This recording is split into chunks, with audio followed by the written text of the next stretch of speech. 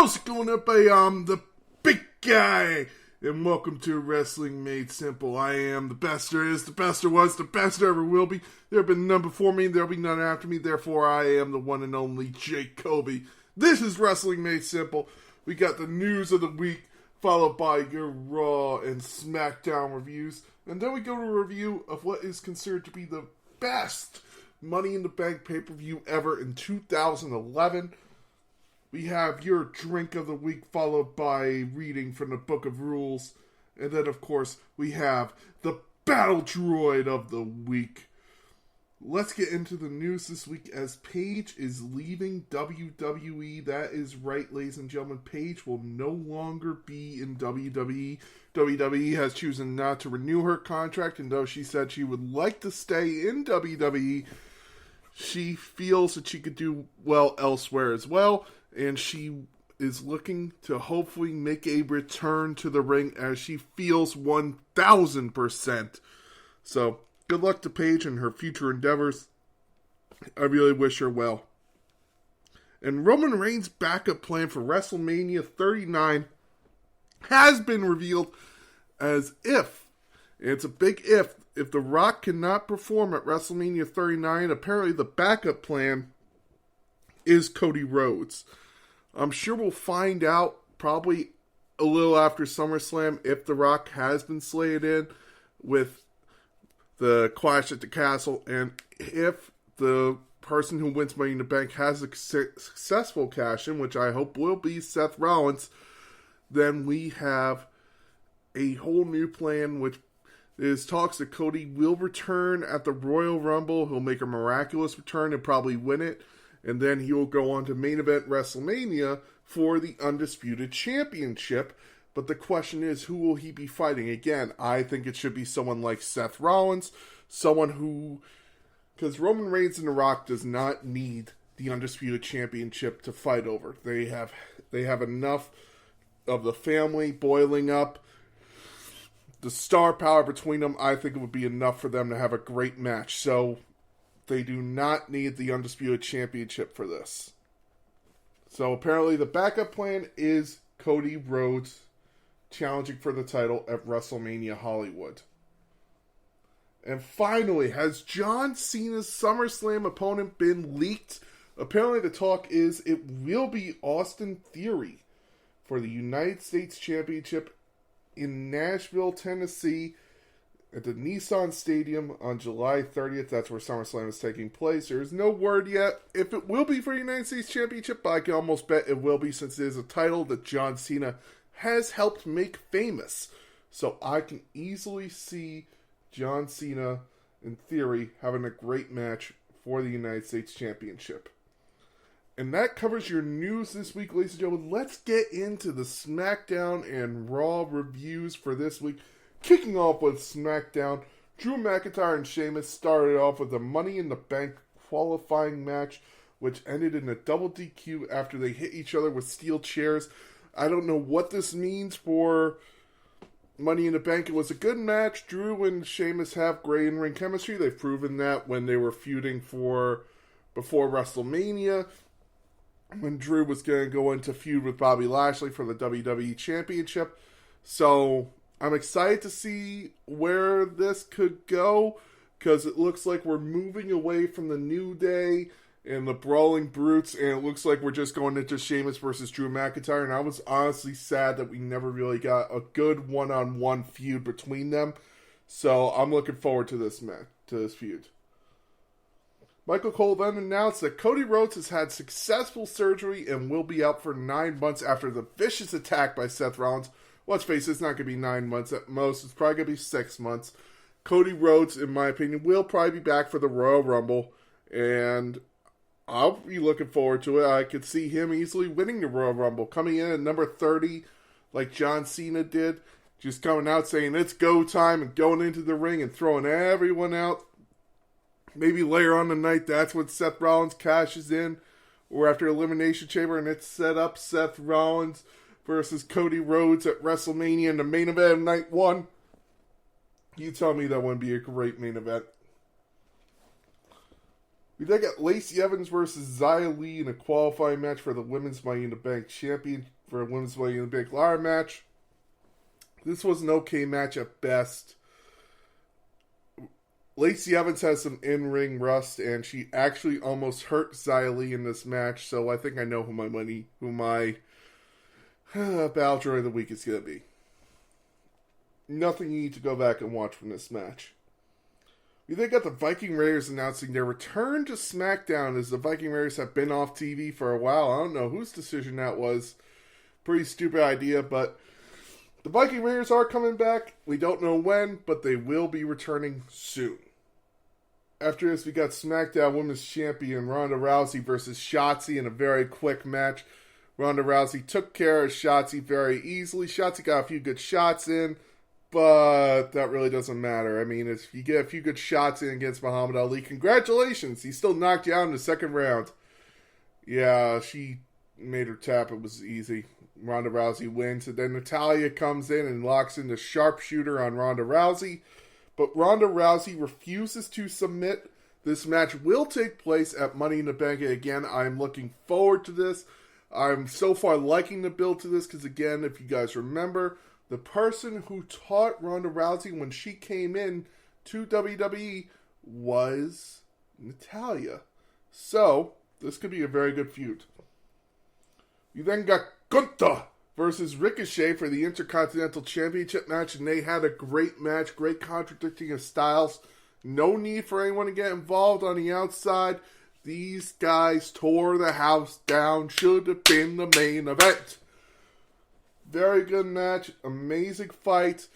Gunther finally able to pick up the win and is your new Intercontinental Champion. He has won his first title since being on the main roster. This is the big one. Congratulations to Gunther, but I also feel sorry for Ricochet. I hope he doesn't fade into obscurity now and we hear about him in the coming release. I hope that we now have Ricochet move into the main event title picture. And finally, in your main event, we got Riddle versus Sami Zayn. If Riddle wins, he earns a title match against Roman Reigns. But if he loses, he is barred from SmackDown for life. So, this could be something. This could be a good match. It was okay. A couple Blue Thunder bombs. The best part of this match was the finish, as Sami Zayn went for a Helluva Kick and Matt Riddle hits an RKO from out of nowhere. It was amazing. 1, 2, 3. Riddle has a shot at the Undisputed Championship. After this, the Usos attacked Riddle after the match, but this kind of backfired as Riddle held up a kendo stick and fought the Usos off. To making Riddle stand tall, I like the decision on that. It's a fun little thing to do, but at the same time, I'm kind of wondering how can they do this, make Riddle look strong in the loss. Now let's go to Raw, ladies and gentlemen. This Raw kicked off with Miz TV. Miz had a special guest as Paul Heyman was there appearing on Miz TV and said whoever wins the Money in the Bank will probably lose their cash-in attempt because it is Roman Reigns. And he was there to reveal a special stipulation has been added to the Money in the Bank the SmackDown Championship match between Riddle and Roman Reigns. So, the special stipulation, Riddle said, basically came out saying, I don't give a fuck what the stipulation is. Name it, and I'm there. And Paul Heyman basically came out and said, if you lose, you will never get another shot at the Universal Championship. So, okay, this could be something, but it kind of makes me wonder then where's Riddle going to go after that, because is he going to slide back in a tag team picture? Is he going to decide, okay, I'm going to go for like the Intercontinental or United States Championship? It makes you really wonder. I'm excited for the match on Friday, but at the same time, I'm wondering, okay, then what's going to happen? After this, we got the undisputed tag team champion Jimmy Uso versus Montez Ford. A very good match, fun match. I enjoyed this match. It left a lot to be desired into a match between the two tag teams later on, to where I could easily see them stealing the show, maybe at Money in the Bank for this undisputed championship match. You know, I could see it working very well for all of them. After this, we got Seth Rollins in a backstage area. Now, this should have been, close to main event. Raw sucked this week. I got no problem saying Raw was terrible this week. Besides a couple segments, this one being included, Seth Rollins saying he's proud of what he did to Cody Rhodes last week, and he vowed he is going to beat AJ Styles. AJ Styles that came over and just socked Seth Rollins and said that one's for Cody. That made this segment, man. It was an okay segment with Seth Rollins, nothing to really write home about. But AJ Styles coming out and showing love to his former Bullet Club member, that was awesome. I loved this. It was a great little part. Just one part made this whole segment worth it. After this, we got Becky Lynch versus Dana Brooke for the 24/7 championship. This is one of the matches of the night for me for this reason. Becky Lynch just started beating the shit out of Dana Brooke. It was very, very hard. She just starts beating the crap out of her, and she says, I don't care about your 24/7 championship. I'm just done being underlooked. Everyone needs to stop overlooking me. I'm done with this bullshit. I'm ready for a fight. Asuka then came out, and they brawled. It was a cool brawl, and Becky Lynch also made a little hint to say she's going to be Miss Money in the Bank this year, as it is an accomplishment she has yet to win. I would love to see her be Miss Money in the Bank. Seth and Becky Lynch as Miss Money in the Bank would be kind of cool. Mr. and Mrs. Money in the Bank. Maybe you have Rue they get a little toy for Rue as she's a little Miss Money in the Bank. That'd be funny to see. You have a family of Money in the Banks. It will just be a fun little joke. We then got Alexa Bliss and Liv Morgan versus Doudrop and Nikki Ash. The winning team goes on to qualify for Money in the Bank. This ending was never in doubt. Lil Miss Bliss and Liv Morgan were going to win no matter what. I had no question in my mind that they were going to win. So, Lil Miss Bliss and Liv Morgan pick up the win. They qualify for Money in the Bank. I think they're going to push these two as a tag team. That is the only reason I see Liv Morgan now not winning Money in the Bank. Is because I could see them pushing them as a tag team and not main eventers yet. We then got Ezekiel versus Kevin Owens. Okay match. Ended in the count out. Again, there was a lot of okay matches this week. It was either kind of decision was never in question to okay, one or two great matches of the Montez Ford and Jimmy Uso. And again, this one was okay. But after the match, Ezekiel made some big news as it was announced Elias is coming back to Raw next week. What the fuck? Okay. I don't know what to think of this. I really don't know what to think of this. This could either be stupid or it could be amazing. I hope it doesn't suck. But we'll see. After this, we got MVP versus Cedric Alexander, an okay match. MVP actually picked up the win. Big time win for MVP, as besides the Bobby Lashley win, besides the win against Bobby Lashley, I think it's one of his first times winning on Raw since coming back to WWE with his surprise debut in the 2020 Royal Rumble. So, that's a very big win for MVP. We then got Seth Rollins versus AJ Styles in match of the night category for me. Great match. Seth and AJ Styles burned the house down. Should have been the main event. Why the fuck was this not the main event? Instead, we got a terrible main event that I will get to later. Seth Rollins and AJ Styles. Great match. Seth actually rolled up AJ Styles for the win. I'm not usually a fan of the roll-up, but it worked here. I enjoyed it. Bravo. Very good choice for this match. Seth and AJ Styles come out swinging and have a great match to really get the crowd pumped up.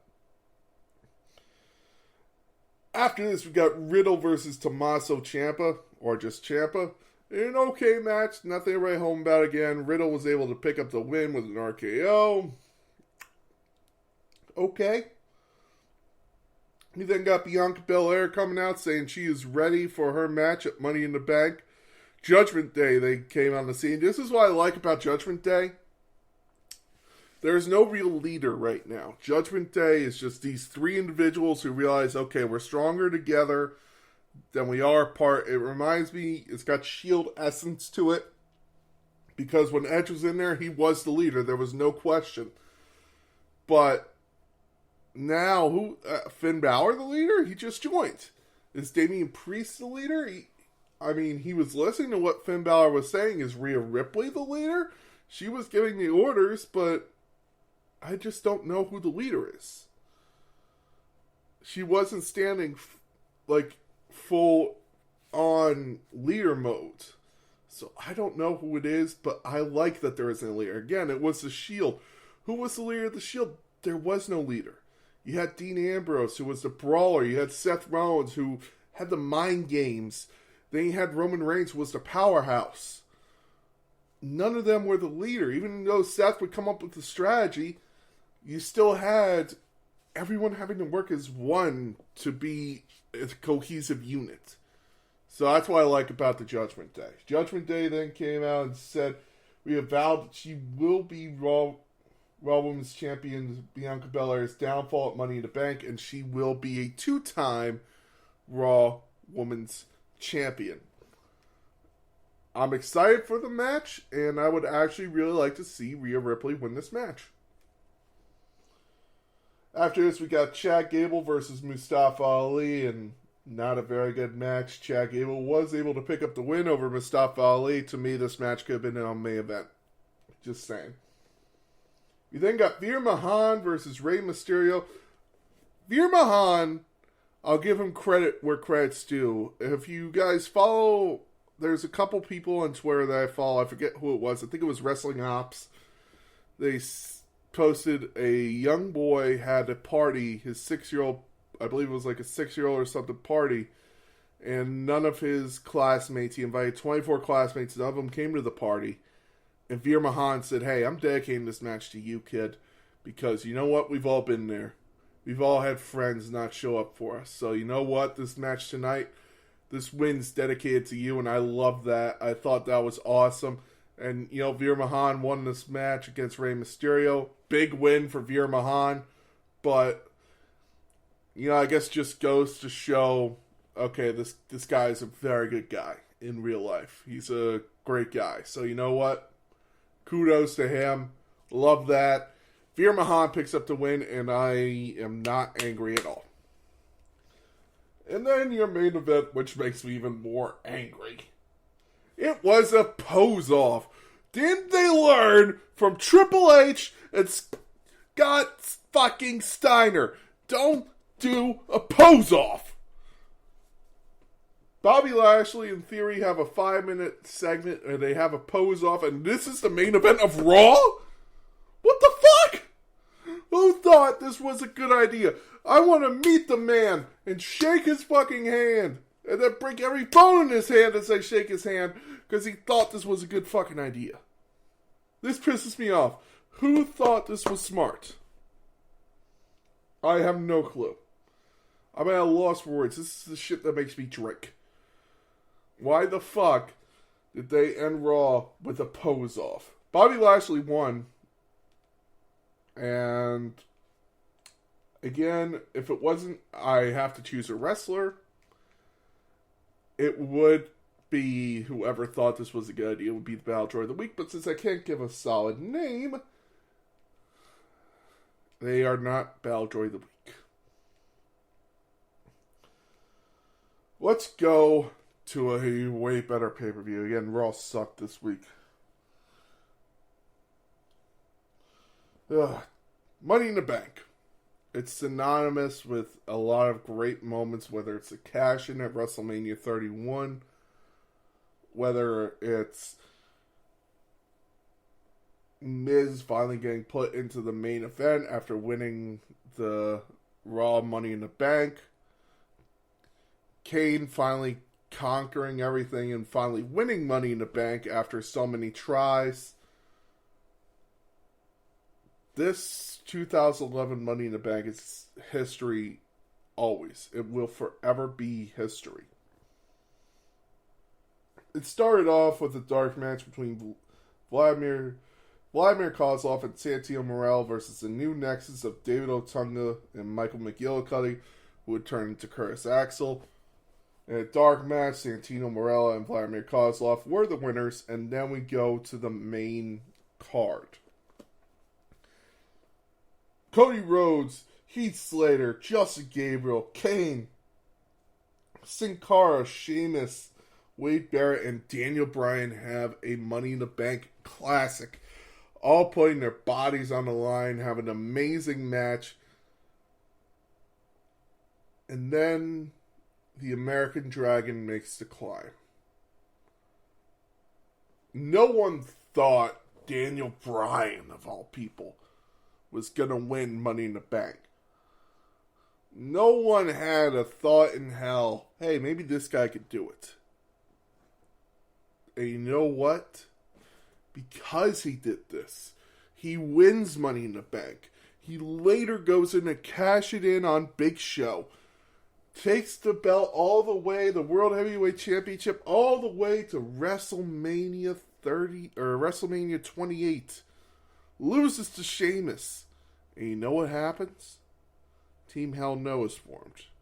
The Yes Movement starts. WrestleMania 30 is changed. Plans changed. Daniel Bryan has one of the greatest WrestleMania moments of all time, according to fans. I'm not a Daniel Bryan fan. I can't say it was the greatest moment, but it was amazing. All because of this Money in the Bank ladder match. One match in. History is made in 24 minutes. We then get a Divas Championship match of Kelly Kelly, your champion, versus Brie Bella. Twin Magic didn't work here, but it was still a nice little match. Kelly Kelly pulls off the win in 4 minutes and 54 seconds. Actually a fun little Divas match to watch. I enjoyed it. We then got Mark Henry versus Big Show, as Mark Henry is really starting to turn into a Hall of Pain character.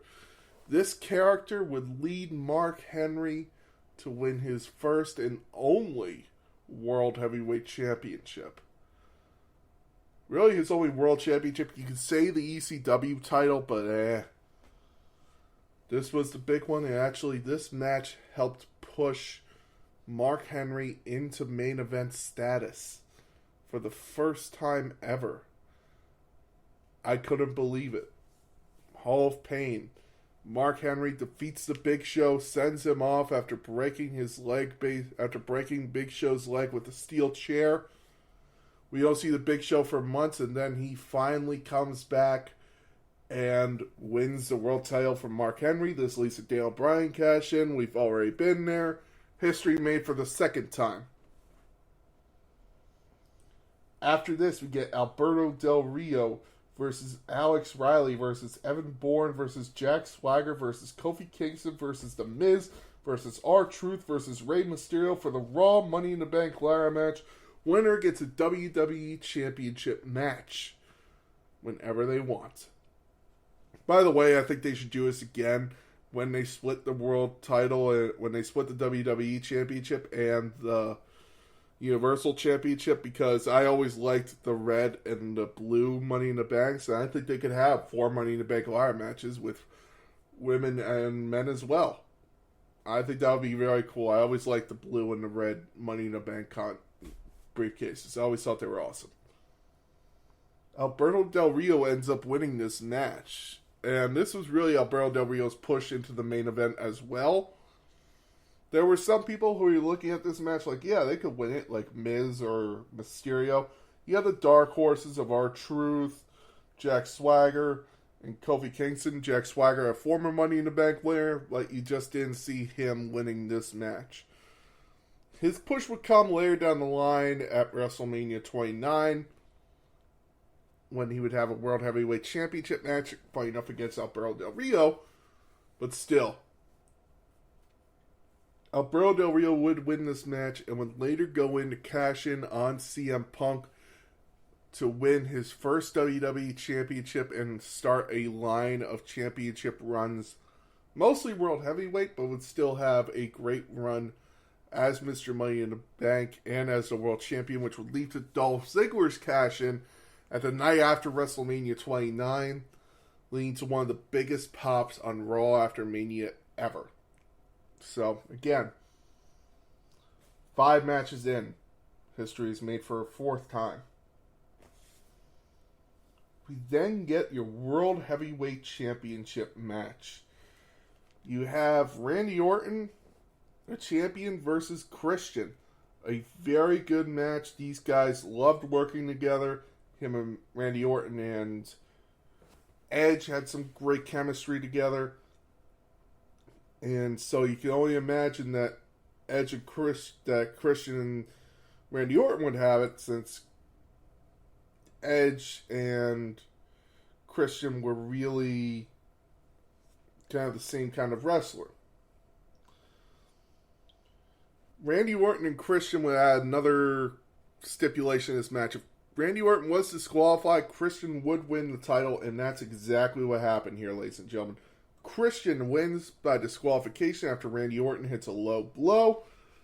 Christian is your new World Heavyweight Championship for his 2nd time.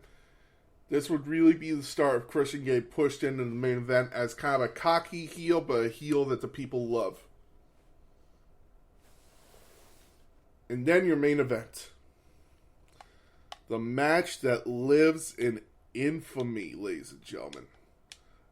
Storyline, CM Punk's contract is over at midnight with WWE.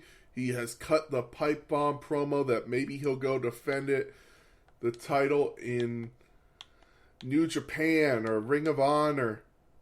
And he cuts this amazing promo of maybe this company will be better off when Mr. McMahon is dead. But the truth is, CM Punk had signed a contract 2 weeks before Money in the Bank. He signed a brand new contract with WWE, so he is now still in WWE. This show takes place in CM Punk's hometown of Chicago. The signs: if Cena wins, we riot. Cena sucks. Cena meets Cena. I mean, you could watch it right now, and Chicago hates Cena. CM Punk, the chants were so loud. We hate Cena. Let's go Cena. Cena sucks. This was the match of all time. CM Punk and John Cena tear the fucking house down with a 33... Oh, and it's been said before, I forgot who said it. I think it was Brian Zane. These guys could have sat there and just played patty cake for 10 minutes and they still would have gotten an amazing reaction. Until Hell in a Cell with Cody Rhodes and Seth Rollins, this was the last match to ever be rated 5 stars by Dave Meltzer in WWE. And these guys, again, tore the house down. I can't give this match enough credit. It's one of those matches when you say it, people immediately know what this is. CM Punk would win the match, and Vince McMahon would come out all pissed. Cena saying, no, we're not doing it this way. We're not winning by disqualification. Punk hits the go to sleep, and he's the new WWE champion. 1, 2, 3. Vince McMahon is stunned. He gets on the headset. Send out Del Rio. Send out Del Rio. Del Rio runs in, ready to cash in Money in the Bank. Punk hits an enziguri. I think it was an enziguri. It might have just been a Pele kick. Knocks Alberto Del Rio the fuck out. And it's funny because Alberto Del Rio would go in to cash in on CM Punk. CM Punk takes the title, runs into the crowd, blows Vince McMahon a kiss goodbye, and runs up the crowd as your new WWE champion. There would not be a match like this ever again. It is a match in its own right. History. And CM Punk could say whatever he wants to say about WWE. I know him and Cena. Apparently they're friends in real life. And I'm sure this is one of the things they'll talk about till the day they die. This is one of the greatest matches in wrestling history. I got no problem calling it that.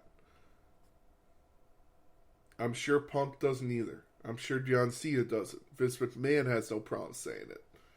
The moment they created this, it became something different. So for wrestling history, if you want to be a wrestling historian, go watch this match. It is wrestling. It is what wrestling needs to be remembered as. Great pay-per-view. And we are 7 matches in. History has been made 6 times. Very good pay-per-view. One of the classic Money in the Bank pay-per-views. Probably the best Money in the Bank pay-per-view. I got no problem saying that. And that is your Money in the Bank 2011 review, ladies and gentlemen. Let's move on to your drink of the week, the Quebec Gold Shot. This is a very easy drink to make. It is simply Goldschlager and maple syrup. Maple syrup. Why couldn't I say syrup? 1 ounce Goldschlager, half an ounce of maple syrup. Add the maple syrup to the base of the shot glass before layering the Goldschlager on top with a spoon. Take the shot and drink responsibly, ladies and gentlemen. Do not drink if you are under 21 in the United States. Do not drink and drive. Make sure to always drink alcohol safely. Do not overdo on alcohol. And now a reading from the Book of Rules. Cashing in doesn't guarantee you a championship. Isn't that right, Sandow? A reading from the Book of Rules. Short episode this week. I'm sorry, there really isn't much to talk about. I'm not going into the Jeff Hardy thing, you know. I just offer my prayers to him. I hope he gets the help he needs, and that's all I'm going to say about that. Is his personal life, and I'm not going to cover that. I won't cover the good when it's a personal life. I'm not going into someone's bad personal life. I'm going to try and be better at that. So, not going to cover that.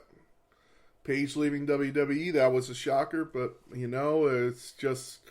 Oh, and Tony Two Dimes being suspended or being released from WWE for failing a wellness policy. That's the other thing. That's it. Wrestling hasn't really had this big of news this week. I've been sitting back, just relaxing. Again, short episode, so let's just go into a Battle Droid of the Week. Battle Droid of the Week this week is Lacey Evans for almost injuring Xia Li in her match. You know what? Injuries happen, but you gotta be safe in the ring. Again, this is a comedic thing because Xia Li is apparently alright. So just take it as a word of warning, Lacey Evans. Be careful. And because of not being careful, you are the Battle Droid of the Week. Congratulations. Uh-oh. Ladies and gentlemen, thank you very much for listening. Again, short episode, but I'm just still getting ramped up for Money in the Bank, 3 weeks away. I hope everybody's ready. We got Money in the Bank and then SummerSlam in the same month. So let's get into it. Have a great week in wrestling. I've been the big guy, and thank you for listening to Wrestling Made Simple.